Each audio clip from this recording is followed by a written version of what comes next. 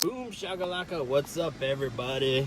Man, so I've been talking about what do you do when the homeless ask you for money, but I'm going to kind of flip it up a little bit today's video.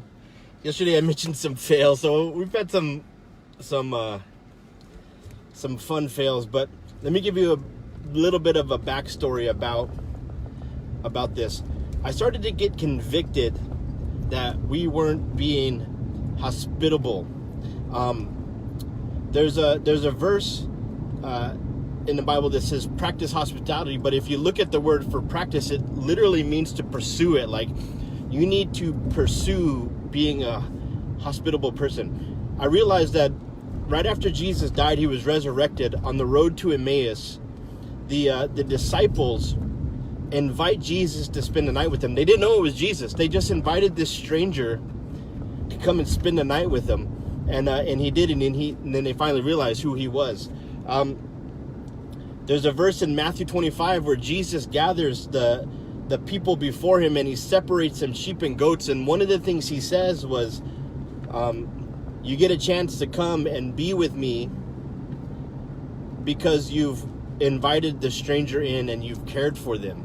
Where the vice versa is, I was a stranger and you never invited me in, right? And then there's a verse in Hebrews that says, some of you have entertained angels without even knowing it. So he's saying, you guys have had angels spend the night at your house. You didn't even know it. And it's because they would pursue hospitality. They would invite people to stay with them.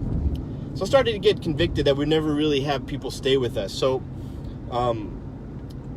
first one, we had a mom and a daughter stay with us, and my son was a newborn baby.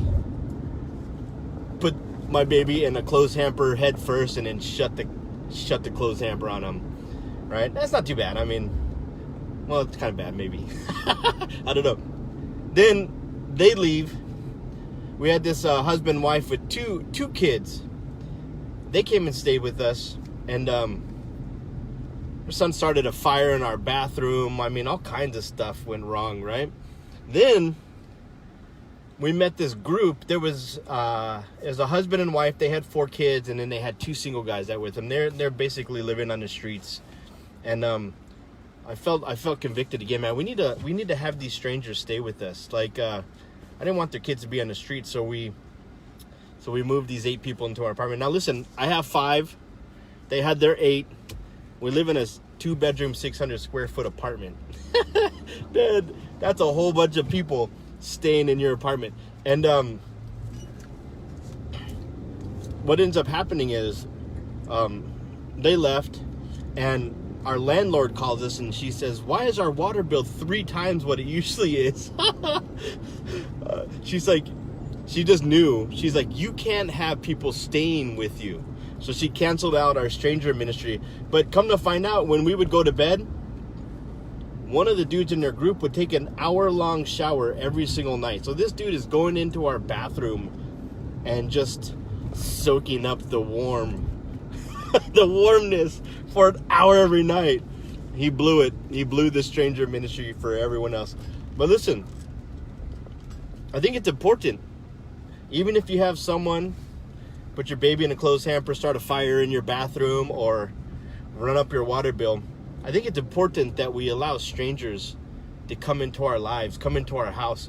I'm realizing more and more that the early church, they would constantly bring people into their house. I think the church wasn't just a building, it was a group of people that acted like a family. And families stay together, right?